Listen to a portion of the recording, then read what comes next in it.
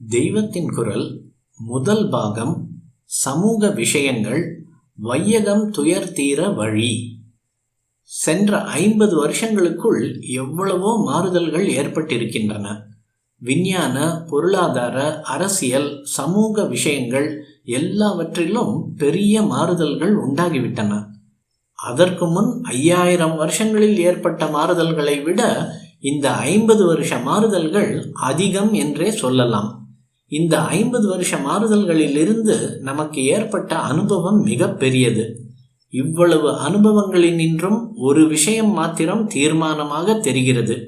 மனிதர்கள் எவ்வளவுக்கெவ்வளவு பகவானிடத்திலிருந்தும் தர்ம நூல்களினின்றும் விலகுகிறார்களோ அவ்வளவுக்கு துன்பங்களுக்கு உள்ளாகிறார்கள் என்றே கண்கூடாக தெரிந்து கொண்டிருக்கிறோம்.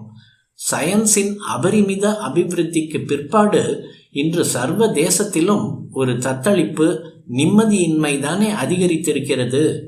50 வருஷத்துக்கு முன் சமுதாயத்தில் இருந்த நிச்சிந்தையான, நிம்மதியான, சௌஜன்யமான வாழ்க்கை இப்போது இல்லவே இல்லை என்கிறது தானே மிஞ்சி நிற்கிறது. அறிவு சக்தியோ பௌதிக ஆற்றலோ அதிகப்பட உலகத்துக்கு ஆபத்தும் அதிகரிக்கிறது என்று நன்றாக தெரிகிறது. சரி, வியாதியை தெரிந்து கொண்டோம். இனி மருந்து என்ன? பக்தியும் சாந்தமுமே இவைகளுக்கெல்லாம் உற்ற மருந்து. உண்மை பக்தியும் சாந்தமும் உலகில் பரவ போலீஸுக்கும் நீதிமன்றங்களுக்கும் சைன்யங்களுக்கும் வேலை குறையும். இதுதான் முந்தைய 5000 வருஷம் காட்டுகிற உண்மை. ஆதலால் ஆட்சி மன்றத்தின் முதற் கடமை பக்தியையும் சாந்தத்தையும் பரவ செய்வதே. ஆனால் நடப்பது என்ன? ஆட்சி மன்றத்தினரோ தாம் மத சார்பற்றவர்கள் என்று தீர்மானித்துக் கொண்டிருக்கிறபடியால் பக்தி பிரச்சாரம் அத்தீர்மானத்திற்கு மாறுபட்டதாகிவிடுமோ என்று சந்தேகித்து இவ்வழி திரும்பாமல் இருக்கிறார்கள்.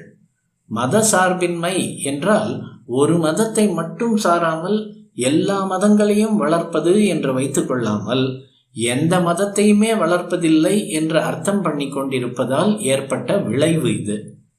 அவ்வப்போது நெறி போதனை, மாரல் இன்ஸ்ட்ரக்ஷன், மத போதனை, ரிலிஜியஸ் இன்ஸ்ட்ரக்ஷன் என்றெல்லாம் அரசியல்வாதிகள் பெரிதாக பேசி ஒவ்வொன்றுக்கும் கமிட்டி போட்டு அதுவும் ஊரெல்லாம் சுற்றி 1000-10,000 பக்கம் ரிப்போர்ட் சமர்ப்பிக்கிறது. ஆனாலும் கடைசியில் காரியத்தில் ஏதாவது அமல் ஆயிற்றா என்று பார்த்தால் சைபர் தான்.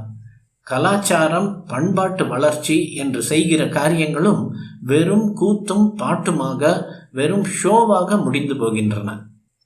சர்க்கார் எப்படி இருப்பினும் மக்களில் அறிந்தோருடைய கடமை மக்களுக்கு உண்மையான நலனை கோருவதே, அவர்களை உயர்த்த பாடுபடுவதே. மக்களுக்கு உண்மையான நலன் நம்மை விட்டு பிரிய முடியாத பேர் உறவினனான ஆண்டவனிடம் அன்பு செலுத்துவதனாலேயே வளரும். பக்தி போனதிலிருந்து க்ஷேமமும் போய்விட்டது என்பதே 50 ஆண்டுகளில் நமக்கு ஏற்பட்ட அனுபவத்தின் சாரம். ஒவ்வொரு ஊரிலும் அநேக சங்கங்கள், மன்றங்கள், கழகங்கள், குழுக்கள் நிறுவப்படுகின்றன. ஒவ்வொன்றுக்கும் ஒவ்வொரு குறிக்கோள் உண்டு.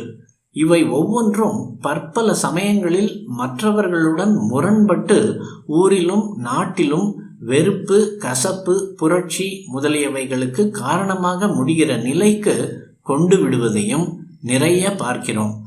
ஆதலால் எல்லா கசப்பையும் இனிப்பாக மாற்றக்கூடியதும் எல்லா புரட்சிகளையும் அன்பாக மாற்றக்கூடியதுமான ஒரு கழகம் நமக்கு தேவையாகிறது. பக்தி மார்க்கம் என்னும் வழிபாட்டை பரப்பும் கழகங்களே இவை. இந்த வழிபாட்டு கழகங்களே இப்போதும் எப்போதும் தேவை.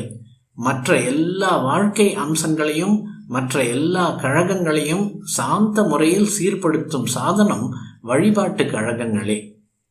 எனவே நம் தேசத்தில் உள்ள அத்தனை லட்சம் கிராமங்களிலும் சாந்தம் பரவ ஒவ்வொரு கிராமத்துக்கும் ஒரு வழிபாட்டு கழகம் நிறுவ வேண்டும். நாம் எல்லோரும் முனைந்து முயற்சி செய்து ஈசன் அருளை துணை கொண்டு இப்பணியை முடித்தாக வேண்டும். இதனால் நாமும் சீர்பட்டு நாடே அன்பு மயமாகும். நம் ஒரு நாட்டின் உதாரணத்தின் மூலம் உலகமும் சாந்தியாகி லோகாக சமஸ்தா சுகினோ பவந்து, வையகம் துயர் தீர்க்கவே என்ற நமது வேத நெறியின் சிறப்பு கொள்கை புத்துயிர் பெற்று நிலவும். நாம் தான் அப்படி நிலவ வைக்க வேண்டும். இப்பணிக்கே நம் ஆயுளை அர்ப்பணிக்க வேண்டும். நவீன விஞ்ஞான வளர்ச்சிகளாலோ பணவீக்கம் முதலியவைகளாலோ பரஸ்பர அவநம்பிக்கைகளாலோ ஏற்படக்கூடிய எந்த புரட்சியையும் வெகு சாந்தமான முறையில் சமாளிக்கக்கூடிய வழிபாட்டு கழகங்கள் நிறுவும் பணியில் நாம் எல்லோரும் ஒன்றுபட்டு எஞ்சி இருக்கும் நமது வாழ்நாட்களை இதிலே பயன்படுத்தி கொண்டு தொண்டு புரிவோமாக. நம் கடன் பணி செய்து கிடப்பதே.